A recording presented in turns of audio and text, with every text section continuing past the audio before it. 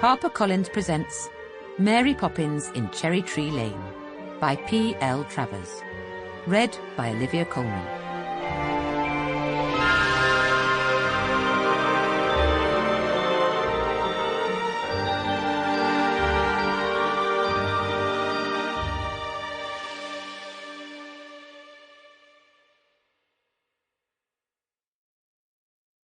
To KLT and CJT.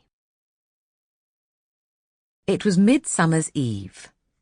This is the most magical night of the year. Many curious things can happen in it before it gives way to the dawn. But it was not night yet by any means.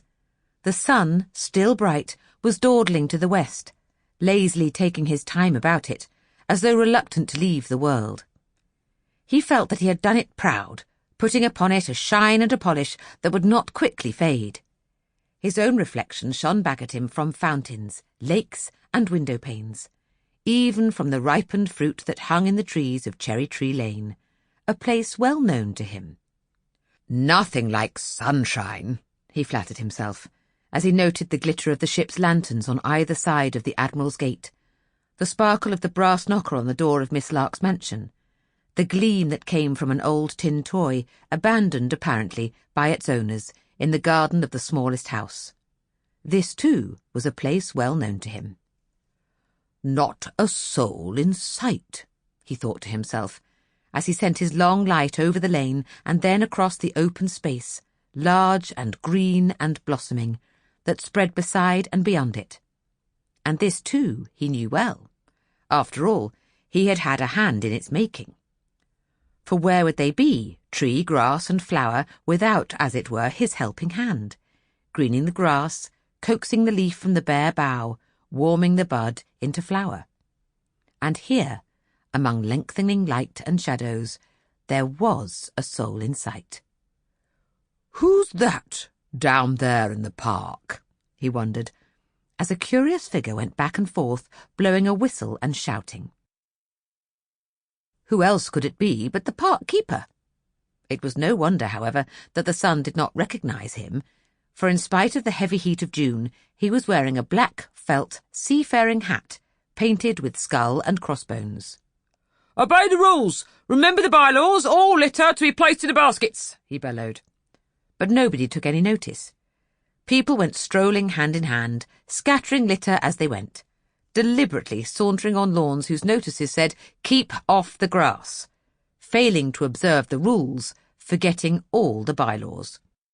The policeman was marching to and fro, swinging his baton and looking important, as if he thought he owned the earth and expected the earth to be glad of it. Children went up and down on the swings, swooping like evening swallows, and the swallows sang their songs so loudly that nobody heard the park-keeper's whistle.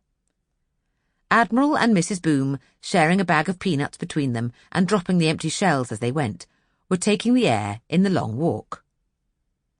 "Oh, I'm roaming in the gloaming with my lassie by my side," sang the Admiral, disregarding the signboard's warning, "No hawkers, no musicians."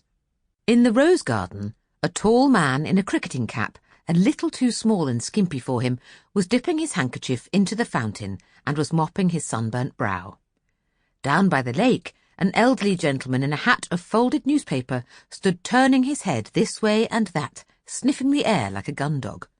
"Cooey, Professor!" called Miss Lark, hurrying across the lawns with her dogs unwillingly dragging behind her, as though they wished they were somewhere else. For Miss Lark, to celebrate Midsummer's Eve, had tied a ribbon upon each head, pink for Willoughby, blue for Andrew, and they felt ashamed and dejected. What, they wondered, would people think? They might be mistaken for poodles. "Professor, I've been waiting for you. You must have lost your way." "Well, that's the way with ways, I suppose. Either you lose them or they lose you. Anyway, you found me, Miss Sparrow, but alas." He fanned himself with his hat. "I find the Sahara Desert a little, hot." "You are not in the Sahara, Professor. You are in the park. Don't you remember? I invited you to supper." "Ah, so you did. To Strawberry Street. I hope it—" Sample complete. Ready to continue?